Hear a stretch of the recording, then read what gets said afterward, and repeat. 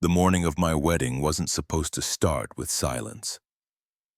But it did. Not the quiet kind you savor, but the kind that presses on your chest like a weight. Outside, the fog had curled around the villa like a secret. Inside, my phone buzzed once, then again, and again. 3 names, 3 messages, all saying the same thing in different fonts of indifference. Too far, too small. Hope it goes well. My brother, my sister, my mother, each one choosing distance over presence. Olivia watched me from the kitchen, her hands still dusted with flour from the morning pastries. She didn't ask what was wrong. She didn't need to.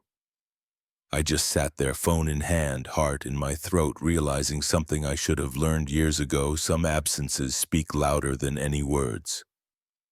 And maybe, just maybe, they're the ones that finally teach you who you are.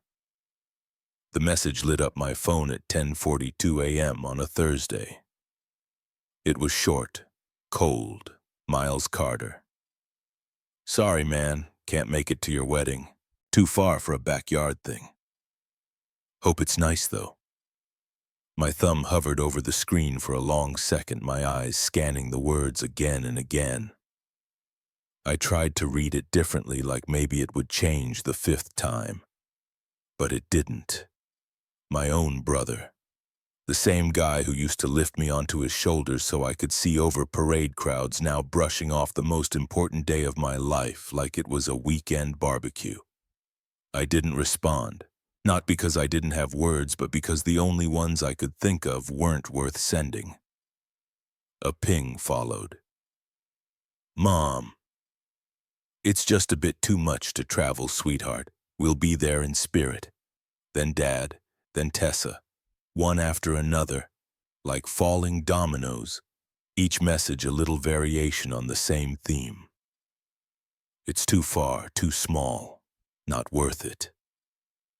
I sat at the kitchen island, phone in my hand. Breath stuck somewhere between my lungs and throat. The sun filtered in through the window, warm and golden across the white marble, but I felt cold, hollow. They're not coming, are they? Olivia's voice floated from behind me, calm, steady. I turned.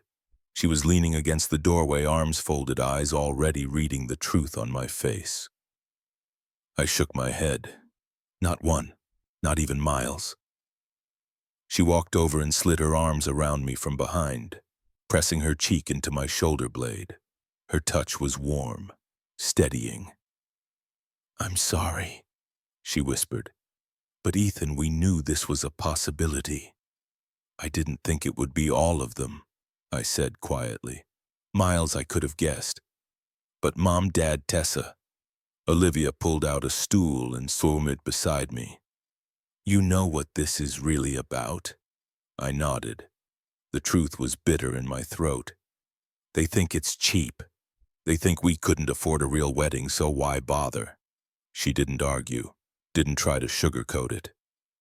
Let them think that, she said. It changes nothing about what we're building. Still hurts? She reached for my hand. I know. For a moment we sat in silence, the kind of silence that feels heavy with everything unsaid. I thought about the venue we had booked, the way the ocean looked at sunset from the edge of that estate in Nantucket. The antique chandeliers, the custom linens, the 7-course meal we had designed dish by dish. The $1.2 million we'd quietly poured into creating a day that reflected exactly who we were without ever telling anyone.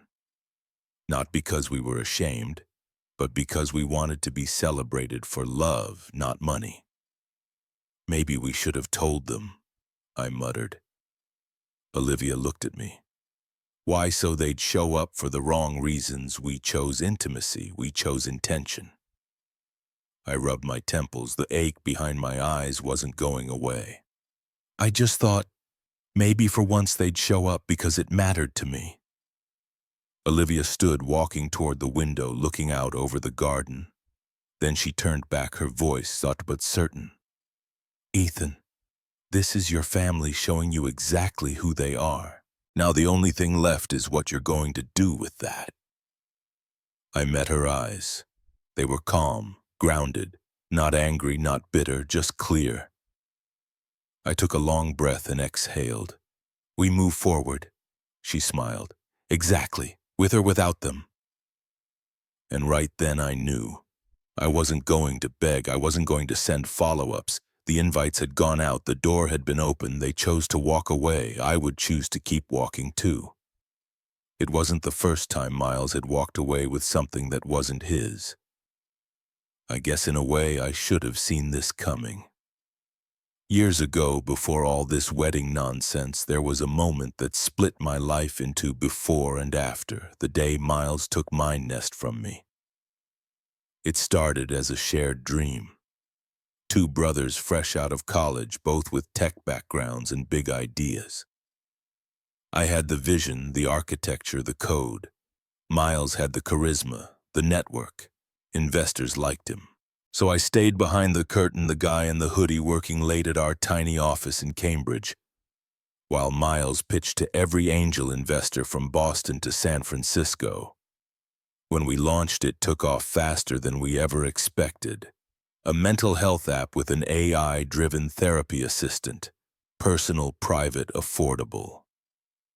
By year 2, we had users in the millions. The press came calling. Forbes, TechCrunch, even a brief CNN segment. But every headline had Miles's face. When we were invited to the Future Founders Conference, I assumed I'd finally get some recognition. Maybe speak on a panel.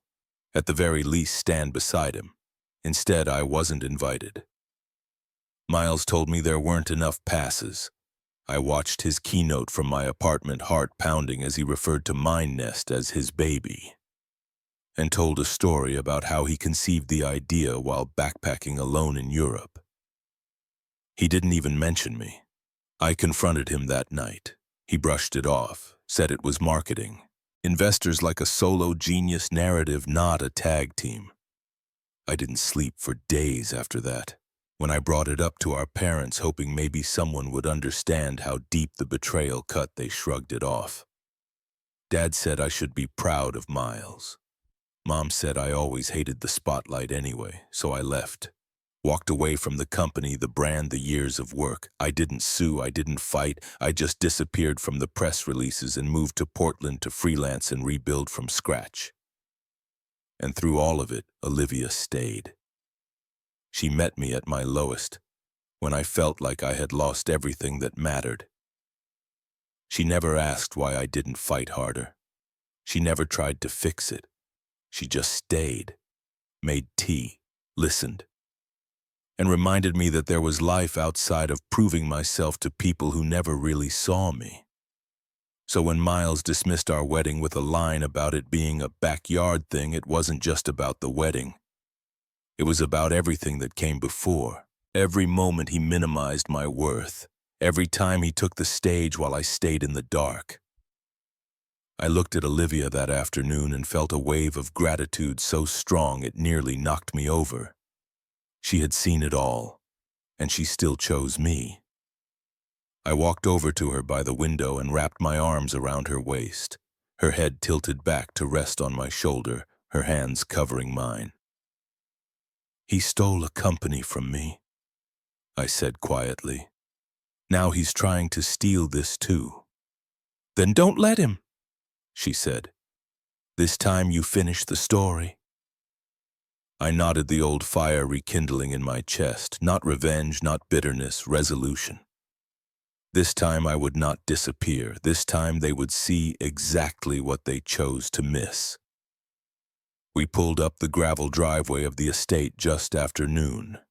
The sun was blazing over Nantucket Bay, casting gold flecks on the water. I rolled down the window and let the salty breeze hit my face. Olivia reached over and squeezed my hand without saying a word. The place looked like a mansion out of an old American novel. White columns, wrap-around porch, terraced gardens, everything manicured down to the last hydrangea. We stepped out and the event manager, Simone, greeted us at the entrance. She was all sharp heels and sunnier than necessary smiles, clipboard in hand. Mr. Carter, Ms. Walsh, so glad you're here. Shall we start the tour? The house was 3 stories of old New England glory. Inside there were crystal chandeliers, sweeping staircases, and window views that made you forget about the world outside. The ceremony site overlooked the bay. There was a hidden path down to a private dock. Olivia's eyes lit up the way they had the first time she saw Paris. By the time we were walking through the dining hall, I had already done the math. 3 days, the entire estate, full staff, private chef, custom decor, every detail personalized. Final price tag just over $1.2 million. No social media posts, no press, just us and the people who mattered. Except now I realized that list was smaller than I'd ever thought. Back at the rental house that night, Olivia curled up next to me on the couch. The property folder sat on the coffee table, thick with contracts and invoices. I flipped through it slowly. Page by page, it felt like a silent middle finger to every voice that ever said I wasn't enough. "Do we tell anyone?" Olivia asked, breaking the quiet. "No," I said. "Let them believe what they want. We know the truth." She nodded. "Then we do it our way." That night, as I lay staring at the ceiling fan spinning above me, memories came flooding in. My 8th birthday, everyone forgot, even Miles. He showed up the next day and tossed me a toy car like an afterthought. High school graduation. They missed the ceremony, said the traffic out of the city was a nightmare. But they made it to Miles's front row, all smiles. College move-in day. Only Olivia came. She helped carry boxes into my dorm while I lied to my roommate saying my parents had just flown home early. And then there was that time in 10th grade when Miles said it loud enough for the whole backyard to hear. "Ethan's not really part of the core family. He's like the extra child."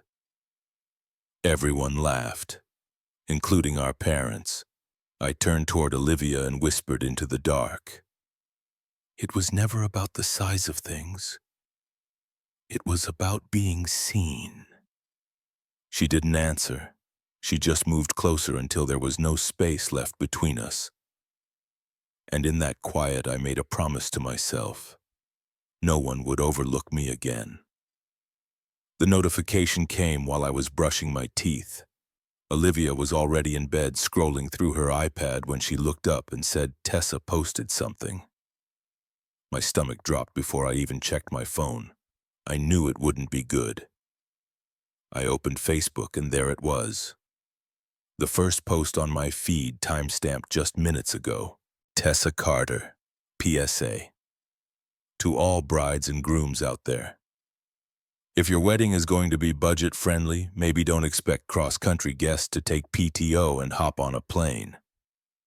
Love you, but also be real. Over 100 likes, dozens of comments, most from her influencer friends and followers, some laughing, some clapping hands, a few so true reactions. No names mentioned, but everyone who knew us would know. The wedding invite had gone out last week. The timing wasn't coincidental. I stood frozen, phone in hand, toothbrush still foaming in my mouth. Olivia sat up slowly, watching my reaction. I spat into the sink and wiped my mouth. She said, "You don't have to read the comments, I already had." Wow, some people think destination weddings grow on trees. Cheap weddings, cheap expectations. If you wanted a real event, maybe use a real venue. None of them knew. None of them had the faintest idea. I sat on the edge of the tub, phone face down on my knee. My heart was pounding, not out of rage, but out of something colder. Something deeper. I had been insulted before, forgotten, dismissed, ignored, but this felt deliberate, public, designed to humiliate. She wanted me to see it. She wanted everyone to see it. Olivia reached over and turned the phone face down. Her voice was calm, firm. "Let them talk. We are not going to post anything. Not a teaser, not a location tag, not a dress fitting, nothing." I looked at her. Her eyes were clear. Why, I asked. Because silence is power. Let them underestimate us. Let them think what they want. The day will speak for itself. I nodded, slow and quiet. A part of me burned to respond, to post a picture of the estate, to list the menu, to drop the price tag like a grenade. But she was right. What would it change? The people who cared wouldn't need proof. The ones who didn't wouldn't believe it anyway. Later that night, I scrolled through my own Facebook timeline. Photos of birthdays that went unnoticed. A college graduation pic with only Olivia and a roommate in the background. No likes from Tessa, no comment from Miles. A timeline full of small silences, the kind that grow heavy when no one fills them. I thought about the wedding again, the estate, the meal, the vows. It wouldn't be about revenge, not out loud, but I would let the silence speak.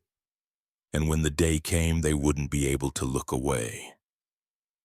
It rained the next morning, just enough to mist the windows and darken the pavement. I stood on the porch, coffee mug warm in my hands, watching the water bead along the railing. The air smelled like wet pine and soil, thick and grounding. Across the street, Mr. Thompson was out early, like he always was, wearing that same beat-up canvas hat and brown jacket, sweeping the leaves from his sidewalk. I'd known him since we moved in, a quiet man in his 70s, widowed, never got many visitors. He saw me and raised his hand in a lazy wave. I walked over without really thinking, coffee still in hand. The rain was light enough now to ignore. "Mornin', Ethan," he said, his voice gravelly with sleep and years. "Morning," I answered. He looked at me for a long second, then tapped the broom against his foot. "You look like a man who's trying hard not to say something loud," I chuckled, surprised by how accurate it was. "You got a minute?" he asked, nodding toward his porch. I followed him across his yard. We sat in two wooden chairs that creaked under weight and time. A wind chime above us jingled gently. He didn't ask what was wrong, just waited. After a minute, I said, "My family's not coming to my wedding, not because they can't, because they won't." He nodded slowly, staring out at the street. "That's a kind of grief most people don't talk about, losing people who are still alive, who choose not to show up." "Exactly," I said. He scratched his chin. "I know what that's like." I turned to him. He gestured vaguely toward his house. "My son hasn't spoken to me in 8 years, something about how I handled his college fund. I don't even remember the details anymore, but pride builds fences. Eventually, it's easier to stay away than to climb back over." I said nothing, just listened. He looked at me and said, "Let me tell you something, Ethan. Real justice doesn't need a microphone, doesn't need applause. It's not fire and noise. It's when the people who wrote you off are forced to watch you rise without needing them." That hit harder than I expected. He leaned forward, resting his elbows on his knees. "You don't owe them proof. You don't owe them a seat. You owe yourself pride, not the kind that screams, the kind that lets you sleep at night." I stared at the steam rising from my coffee, silent. He smiled. "Make that day for you, not for their absence." We sat for a while longer, watching the drizzle fade. When I stood to leave, he said one last thing. "Let the empty chairs do the talking. They always speak loudest." Back home, Olivia was at the dining table reviewing catering notes. I kissed the top of her head and sat beside her. She looked up. "Everything okay?" I nodded slowly. "Better than okay." That night, I opened my laptop. I looked at the guest list again. There were blanks now where family used to be. I didn't fill them. Instead, I deleted the social media apps from my phone because I finally understood something. This wedding wasn't about what they would see. It was about what I would remember. The days after my talk with Mr. Thompson were soaked in a quiet kind of clarity. No more overthinking, no more rehearsing conversations with people who wouldn't show up. Olivia and I threw ourselves fully into the preparations, not to impress, not even to prove anything. but because we finally allowed ourselves to enjoy it without waiting for someone else's approval. We arrived in Nantucket on a bright Monday morning, a full 10 days before the ceremony. The estate we had rented for the weekend was perched on the far edge of the island, secluded and draped in sea breeze. From the moment we stepped through its iron gates, it felt like stepping into another world. The stone facade was wrapped in ivy. The view from the grand windows overlooked the Atlantic, glittering and endless. We had the place to ourselves, for now. The planning team met us on site that afternoon. Olivia immediately fell into rhythm, coordinating the floral designer, the lighting crew, the antique rental specialists. She was in her element, watching her walk through the great hall with a notebook in hand, issuing calm, clear directions. I remembered the first time I ever saw her speak at a panel in Boston. That same grace, that same quiet authority. Our wedding planner, Vanessa, had worked celebrity weddings before. Nothing seemed to shake her. I watched as she nodded approvingly at the delivery of Baccarat crystal stemware and vintage Louis XVI chairs which would line the dinner table, stretching 40 feet beneath a glass canopy lit with chandeliers. Each menu was handwritten by a calligrapher from Italy. The 7-course tasting included oysters from Wellfleet duck confit and a saffron risotto so fragrant you could smell it before the servers entered the room. Every course was matched with wine flown in directly from a vineyard in Napa. Olivia had overseen every pairing herself. In the back garden, a custom-built pergola was being assembled for the ceremony. White roses, orchids, and ranunculus trailed up its sides, laced with olive branches. The scent of it drifted into the house when the wind came from the east. There were no arches bought off a website, no Pinterest board copies. Every inch of this event had been born from thought, care, and deep intention. On Wednesday, our photographers arrived, the same team who had captured royal weddings in the UK. We met them near the cliffs for a sunset shoot. Olivia wore a champagne silk dress. I wore a navy suit tailored just a week earlier. The wind caught her hair at just the right moments. We laughed barefoot in the grass while waves crashed below us. The photos were magic. Thursday brought the cake, flown in from Paris, 5 layers, each more delicate than the last. Lavender honey and lemon sponge, real vanilla bean buttercream, sugar flowers that looked alive. The baker herself, a small woman in her 60s named Claudine, traveled with the cake to ensure its arrival. She wouldn't let anyone else carry it. Olivia smiled as she inspected it. Not for show. Just satisfaction. I stood back and watched her take it all in, glowing not because of the luxury, but because we had created something beautiful together. That evening, we sat together in the upstairs library, surrounded by binders, mood boards, and velvet swatches. A fire crackled in the hearth. The quiet was warm.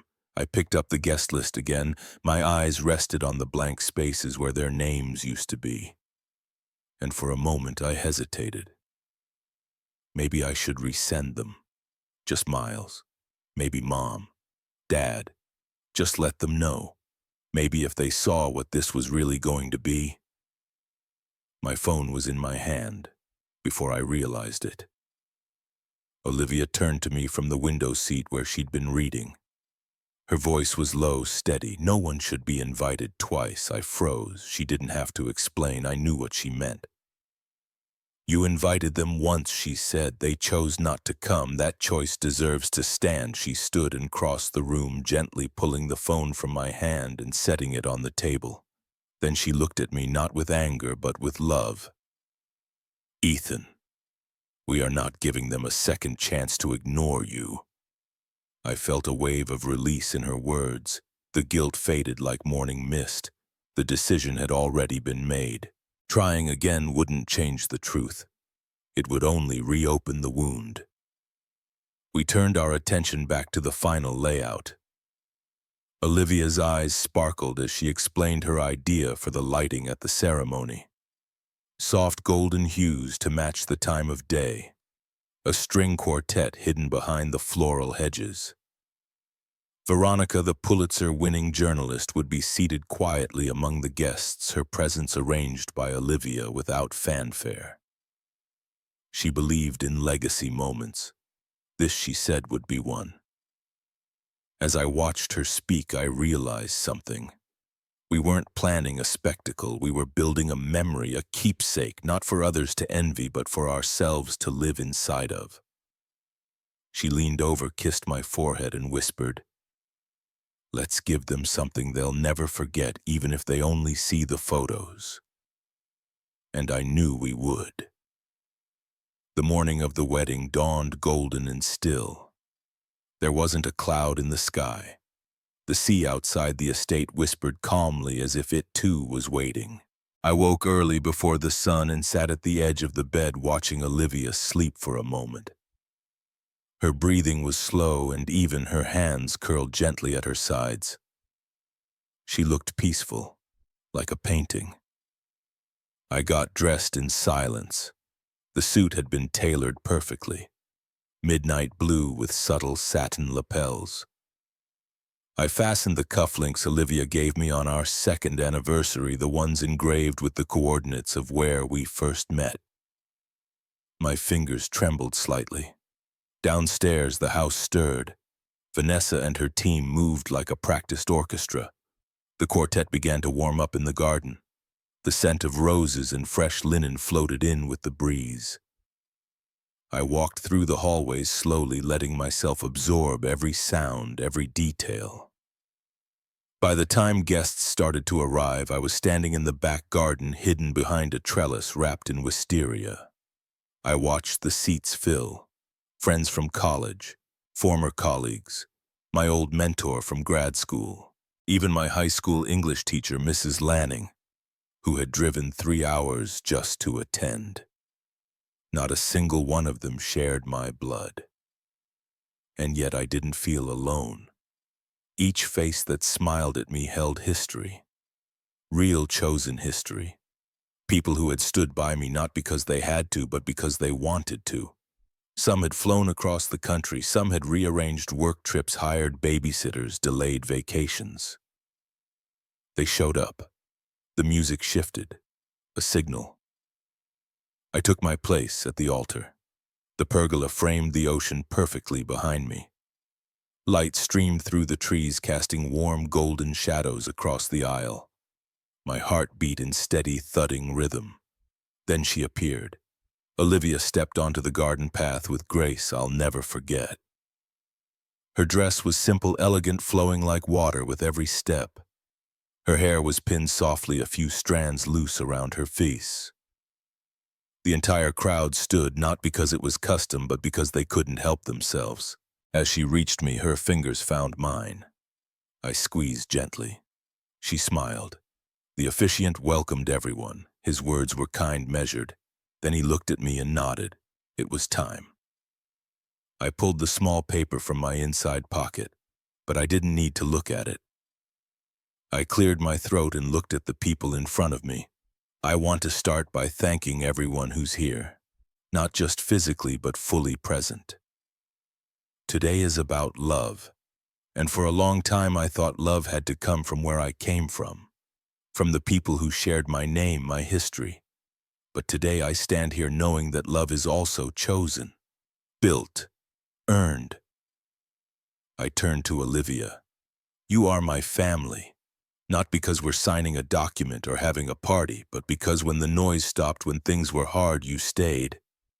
You reminded me who I was. You gave me space to grow without asking me to shrink first. I paused, then looked back at the crowd. I've spent a lot of my life trying to be seen by people who never looked. I waited for applause that never came. Today I let that go, because I see all of you, and I choose this moment, these people, this love. I choose family, not from where I came, but from where I'm accepted. There was a hush after I spoke, a kind of stillness that only exists when something lands deep. Olivia's vows were quiet and fierce. She didn't promise perfection. She promised presence. To walk beside me, to push me when I doubted, to hold me when I needed grounding. She spoke like only she could, direct, brave, unapologetically full of love. When the rings slid onto our fingers, I felt something settle in my chest. Not fireworks, not trumpets, just clarity, peace. The ceremony ended with laughter. A joke from the officiant, a cheer from the back. Someone clapped too early. We kissed, not for show, just for us. And when we turned to face our guests, the applause felt like a warm wind rising all around us. There were no empty chairs, just chosen ones. The ripple effect took longer to hit than I expected. At first, it was just muted curiosity. An uptick in profile views, friend requests from cousins I hadn't heard from in years. Even a polite email from my father's secretary asking for a copy of the photos. I ignored it, not out of spite, but because I had nothing to give them. Not anymore. By the second week, the messages began. Tessa, in her usual dramatic fashion, posted a vague Instagram story, something like, "Some people think money erases character. Cute." It was aimed at me. It was always aimed at me. But I let it float in the ether without reply. Then came the call from Miles. I was at my office finishing up a freelance pitch deck when his name flashed on my screen. For a second I considered declining, but something in me, curiosity, maybe pressed accept. He didn't say hello. "You posted that just to rub it in, didn't you?" No greeting, no congratulations, just accusation. I paused, then said calmly, "It was our wedding. I shared a memory, that's all." "Bullshit, Ethan. You planned the whole thing just to make a point, to make us feel bad." I leaned back in my chair. "I planned it to celebrate love. If that makes you feel bad, that's not about me." He went quiet for a beat, then quieter. "Mom's been crying." I let that sit, the irony so thick I could taste it. "She wasn't crying when she RSVP'd, no. You always act like the victim, and you always expect to be the hero." The line went dead. I sat there, phone still in hand, staring at the screen until it dimmed. The truth was, I didn't feel triumphant. I felt empty, not because I missed them, but because I finally believed they were never really mine to miss. Olivia found me in the kitchen that evening, turning a wine glass in my hand. He called. I figured. He's angry. Of course he is. You made beauty without him. I smiled, but it didn't reach my eyes. She came closer, took the glass and set it aside. "You don't have to fix them. You don't even have to explain yourself. Let them feel what they feel." I nodded slowly. The next morning, I got another email, this time from Veronica. Her piece had been published not in gossip columns, but in a small editorial on the redefinition of legacy. She quoted my vow word for word. It was delicate, thoughtful, and somehow sharper than anything I could have written myself. It ended with a single line that stayed with me. "Sometimes building your own table is louder than banging on someone else's door." The article went mildly viral in the startup and wellness communities. I got 3 speaking invitations, one from my alma mater, another from a mental health podcast, and one from a leadership forum in DC. The attention wasn't what struck me. It was the shift. For the first time, my story wasn't being told for sympathy or scandal. It was being seen, understood without apology. Later that week, Olivia and I sat on our porch legs, tangled beneath a shared blanket. She read a book. I just watched the sky change colors. Then I turned to her. "I think I'm done waiting for them." She closed her book, looked at me. "You never needed them to begin with." And just like that, I felt free. The ripple started small, a few passive-aggressive emails from relatives who hadn't spoken to me in years. Some expressed dismay masked as politeness. Others went straight to guilt. One aunt asked why we didn't share more so they could have dressed appropriately had they known. Another cousin made a snide remark about exclusivity, as if our wedding had become an elite event they were purposefully left out of. Tessa, of course, turned it into performance. She posted a carousel of another influencer's lavish wedding and added a caption drenched in passive shade. "Some people try too hard to prove a point," she wrote. Her followers chimed in with sympathy, barely masking the gossip beneath their concern. Then came Miles. A text. "You should have told us, Ethan. You made us look like fools." I read it and put my phone down without responding. What was there to say? They had declined out of judgment, out of assumption. And now, exposed to the truth, they weren't sorry. They were embarrassed. When I told Olivia, she gave a short laugh and said, "They're not upset about missing the wedding. They're upset about missing the spotlight." She wasn't wrong. The photos had gone semi-viral, not because of us, but because of the quietness of it all. A wedding so intimate, so elegant, and yet so hidden it fed into people's fantasies of exclusivity and mystery. We hadn't tried to hide it. We just hadn't offered it to the masses. A few days later, Jamie, an old friend of mine, and Tessa's invited me for coffee. We hadn't caught up in months, but her text was oddly specific. "Let's talk. I think you need to hear something." We met at a corner cafe in Cambridge, books stacked around us. The smell of dark roast and cinnamon thick in the air. She waited until we were both halfway through our drinks before leaning in. "Tessa's furious," she began, "but it's not just about the wedding. It's Olivia." I looked up. She told me a while back, way before the engagement, that she felt like Olivia stole her thunder. Like, at every family event, everyone gravitated toward Olivia. She once said, "She walks in and suddenly I'm invisible." I blinked. That's intense. She never said it to your face, but it's been brewing for years. She couldn't handle how effortlessly Olivia fit into every space. That night, I sat across from Olivia again, dinner candles flickering between us. I told her what Jamie said. She listened quietly, fork paused in midair. "I never tried to compete," she said finally. "I just showed up. And that was enough," I said. "More than enough." She leaned across the table, took my hand. "You don't owe them anything, Ethan. They made their choice. They made it easy." We toasted again quietly. No fanfare. Just two people who'd built something beautiful in the silence left behind. The next morning I received a package. No return address. Inside was a framed photo from our wedding, Olivia and me under the lights, caught mid-laugh. Tucked behind it, a note in Jamie's handwriting. "Let this be the only frame they see you in now." No signature, just that. And somehow it felt like closure. I hadn't planned to see Miles again, but sometimes life offers a final act you never thought you'd need. We met at a nondescript diner off I-95, halfway between our cities, as neutral as the tone I tried to maintain.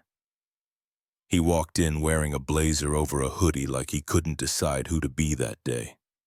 He slid into the booth and didn't waste time. "So that's what this was all about." I looked at him calmly. "What was all about?" "You wanted to make a statement, show everyone you made it without us." I stirred my coffee. "You made it pretty clear I was never really part of us." Miles leaned back, agitated. "You could have just told me, invited me properly, not this cryptic "if you want to come" nonsense." I raised an eyebrow. "I sent the same invitation to everyone. You declined. That was your choice. You didn't give us context. I didn't owe you context. Just like you didn't owe me support when you took Mind Nest and told Mom and Dad I couldn't handle the pressure." He blinked, visibly caught off guard. That was years ago, and still relevant. That was the moment I learned my silence spoke louder than your spin. He opened his mouth, then closed it. I continued. "This wedding, it wasn't revenge. It was freedom. I didn't invite you to prove you wrong. I didn't invite you because you were already absent." He looked away, then back again, a crack in his armor. "It looked beautiful. I saw the photos." I nodded. It was. Silence stretched between us, full of all the years we'd never said these things. He finally sighed. You think Mom and Dad will ever see it from your side? I shrugged. Maybe, maybe not, but I stopped needing them to. He nodded slowly, stood, left cash on the table, and walked out. I didn't follow. 2 days later, Tessa posted an apology on Instagram, a long caption about misunderstanding reflection growth. The comments were not kind. Try owning your behavior offline, one said. You weren't even invited, another added. Why apologize for what you weren't part of? She turned off comments within the hour. Olivia read it aloud to me with a smirk. Looks like the spotlight is burning her now. I smiled. That's the thing about light. It reveals more than you expect. We spent that evening in the garden, string lights swaying above us. No performances. No need for validation. We had chosen each other, and that was enough. The rest I left outside the frame. Zoe showed up on a Thursday afternoon, the kind where the breeze carries just enough warmth to blur spring and summer. I wasn't expecting her. She stood on my porch, arms wrapped around herself, cheeks flushed not from the weather but from the weight she carried. I opened the door and didn't say anything. She looked up, eyes already brimming. I was wrong, Ethan. About everything. I stepped aside. She walked in like someone walking through her own regrets. We sat in the living room, the same spot where Olivia and I had debated color swatches months before. Now it was quiet, like the house had paused with us. They told me things. Zoe began, hands twisting nervously. That you were selfish, that Olivia was using you, that the wedding was a grab for attention. I believed them. I nodded slowly, letting her speak. And then I saw the photos, not just the venue. The way you looked at Olivia, the people who showed up. I realized I didn't even recognize you anymore in the best way. You looked complete. Her voice broke. I missed it all, and it's my fault. I leaned forward. Zoe, you didn't just miss a party, you missed a moment that defined who I've become. But you're here now. That matters more. She wiped her face, laughed through tears. I brought cookies. Mom's recipe. They're probably awful. We laughed.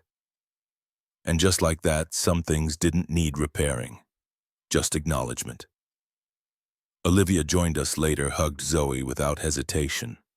The three of us sat on the back porch, the cookies, half-eaten tea cooling beside us. We didn't rehash old wounds. We just existed in peace. That night, Olivia pulled out a small leather-bound album. I've been working on this, she said. It's not for social media. It's for our kids someday. A story about dignity, about choosing self-worth. She flipped through pages. Images of us under chandeliers, laughing over oysters, standing barefoot on the dock at sunrise. I want them to know this wasn't about proving anything, she added. It was about showing what love can look like when no one's watching. I nodded my hand, brushing over a page with my vows scribbled in the corner. We'll keep it here, I said, on the shelf. For the day someone small and curious asks, who are all these people? And we'll say, these are the ones who showed up, not with invitations, but with heart. Zoe stayed the night. In the morning, she helped Olivia make pancakes, the kind Mom used to burn just a little. We ate at the kitchen island, sunlight stretching across the counter like a blanket. She asked questions. Not out of guilt, but genuine curiosity. What had it felt like walking down the aisle without them? Why had we kept everything so quiet? Did it really not hurt? It did, I said, but less than pretending again. Zoe didn't push more. She just nodded, understanding without needing more words. She left before noon, promising to visit again for a real visit. Later that evening, I added a note to the back of the album, a quote I had once read in a book I loved as a teenager but never truly understood until now. Family is not who shares your blood, it's who shares your truth. I closed the cover, ran my hand over the soft leather. Some stories weren't meant to be told out loud. They were meant to be lived quietly and completely. And this one finally was whole. The invitation came in early May, a family reunion hosted by my parents at the lake house in Michigan, handwritten as if nostalgia might smooth over absence. I read it once and placed it on the kitchen counter beside a bowl of lemons. I didn't answer. I didn't need to. Instead, Olivia and I booked the same villa in Nantucket where we had married, just for a weekend. Just us and a handful of friends who had become our family not by name, but by presence.